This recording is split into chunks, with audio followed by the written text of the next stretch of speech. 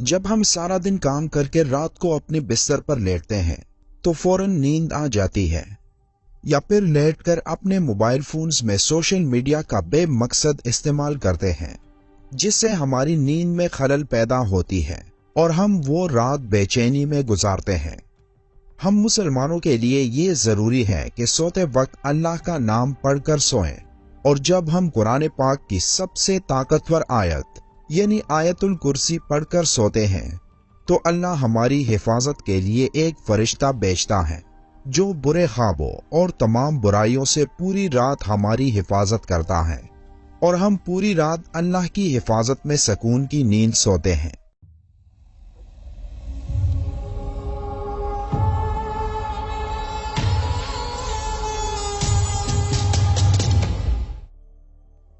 قرآن پاک کا ہر ایک لفظ ایک معجزہ اور تمام انسانیت کے لیے ہدایت کا راستہ ہے، لیکن قرآن میں کچھ آیات ایسی بھی ہیں جو اپنے اندر موجود خصوصیات کی وجہ سے ایک اہم مقام رکھتی ہیں، اور قرآن میں آیت الکرسی کو وہ مقام حاصل ہے جس میں اللہ کی حاکمیت اعلیٰ کا بہترین خلاصہ موجود ہے، اور جس کی بنا پر یہ آیت قرآن کی سب سے بڑی اور سب سے اہم آیت تسلیم کی جاتی ہے۔ حضرت علی رضی اللہ تعالیٰ عنہ نے فرمایا کہ قرآن کی سردار آیت آیت الکرسی ہے۔ جب ہم اس آیت میں موجود مقصد کو تلاش کرتے ہیں تو ہمیں معلوم ہوتا ہے کہ اللہ نے ہم پر کتنی نعمتیں نازل کی ہیں، تو ہمیں اللہ کے سامنے سجدہ کر کے اس کا شکر ادا کرنا چاہیے۔ لیکن بعض دفعہ ہم اپنی مصروف زندگیوں میں اتنا کھو جاتے ہیں کہ ہم اپنے ارد گرد اللہ کی نعمتوں کو نظر انداز کر دیتے ہیں، لیکن کہیں نہ کہیں ہمیں ہمارے ناشکرے دل کے اندر یہ خالی پن محسوس ہونے لگتا ہے کہ ہم جو بھی کچھ کر رہے ہیں یہ اللہ کے حکم اور فضل کے بغیر ممکن نہیں، تو ہم اس کا شکر کیوں نہیں ادا کرتے؟ اگر کہیں یہ تمام نعمتیں اللہ ہم سے واپس لے لے تو تب ہمارا کیا حال ہوگا؟ یہ سوال جب کسی کے ذہن میں آتا ہے تو وہ اللہ کی ان تمام نعمتوں کا شکر گزار بن جاتا ہے۔ جب ہم آیت الکرسی پڑھتے ہیں تو ہم اللہ کی عظمت کو تسلیم کرتے ہیں، اور جب ہم آخر میں یہ پڑھتے ہیں اور وہی ہے سب سے بلند عظمت والا، تو ہم اس کی عظیم طاقت کا شکر ادا کرتے ہیں۔ اور جب ہم ہر نماز کے آخر میں آیت الکرسی پڑھتے ہیں تو اللہ ہمارے دلوں کو اپنی نعمتوں اور شکر سے بھر دیتا ہے۔ حدیث پاک میں آیت الکرسی کو قرآن کی سب سے افضل آیت قرار دیا گیا۔ بچپن سے لے کر اب تک دن میں کئی مرتبہ ہم اسے پڑھتے ہیں، گھر سے نکلتے وقت، گھر داخل ہوتے وقت، سفر میں، کسی بھی مشکل یا مصیبت میں، لیکن اکثر اوقات اس کے معنی سے ناواقف ہوتے ہیں۔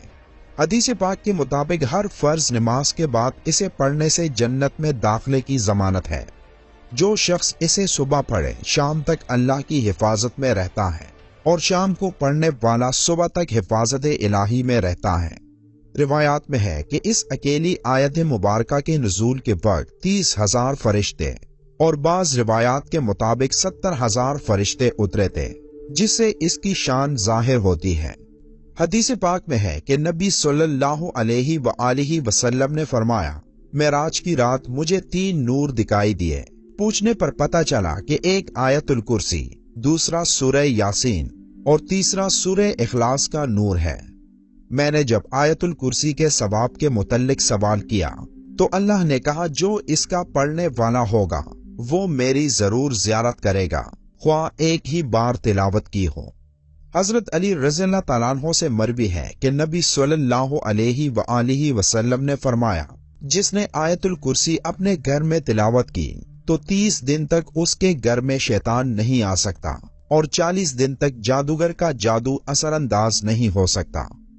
آیت الکرسی کی پہلی آیت کا اختتام اللہ کے 2 خوبصورت ناموں پر ہوتا ہے، یعنی الحی اور القیوم، یعنی وہ ذات جو خود اپنے بل پر قائم اور سب کو قائم رکھنے والی اور سب کو سنبھالنے والی ہو۔ اب حیرت انگیز بات یہ ہے کہ اس پہلی آیت کے پہلے جملے کا اس آیت کے آخری جملے کے ساتھ ایک گہرا تعلق ہے۔ اس آیت کے آخری جملے میں پھر سے اللہ کے 2 نام آئے ہیں جو اس طرح ہیں، اور وہی ہے سب سے بلند عظمت والا۔ اس آیت کے دوسرے جملے میں اللہ فرماتا ہے، نہ اس کو اونگ آتی ہے اور نہ نیند۔ تمام مخلوقات وقت کے ساتھ سست پڑ جاتے ہیں، آرام مانگتے ہیں، نیند چاہتے ہیں، سوئے بغیر رہ نہیں سکتے، اور نیند موت کی ہی ایک صورت ہے۔ اس لیے اس آیت کے اس حصے میں ذکر ہے کہ وہ ذات پاک، زمان و مکان کا حاکم، طاقت کا سر چشمہ، ہر لحاظ سے مکمل اور چوکس، اپنی مخلوقات کے ہر ذرے سے باخبر ہے۔ اب اس آیت کے 8ویں جملے میں دیکھیں کہ اللہ کیا فرما رہا ہے، اور اسے زمین و آسمان کی حفاظت تک آتی نہیں ہے۔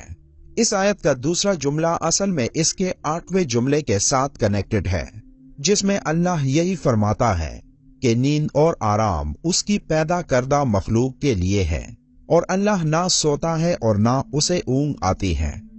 اب تیسرے جملے میں ذکر ہے جو آسمانوں میں ہے اور جو کچھ زمینوں میں، سب کچھ اسی کا ہے۔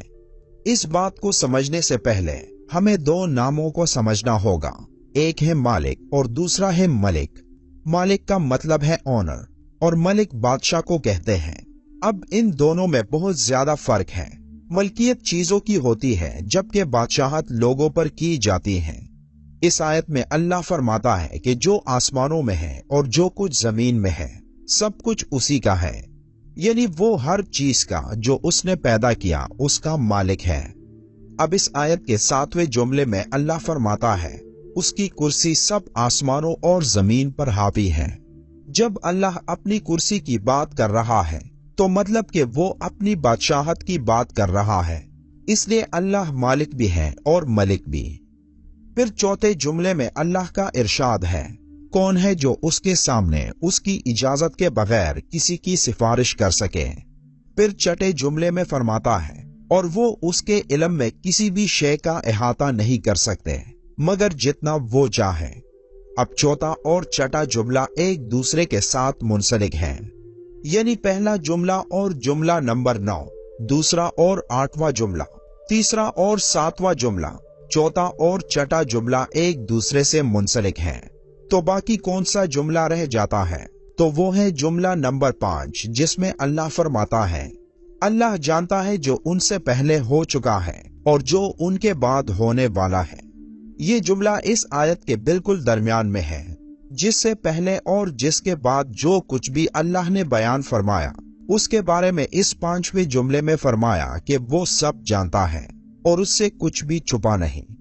اب اللہ کے سوا ایسا کون کہہ سکتا ہے؟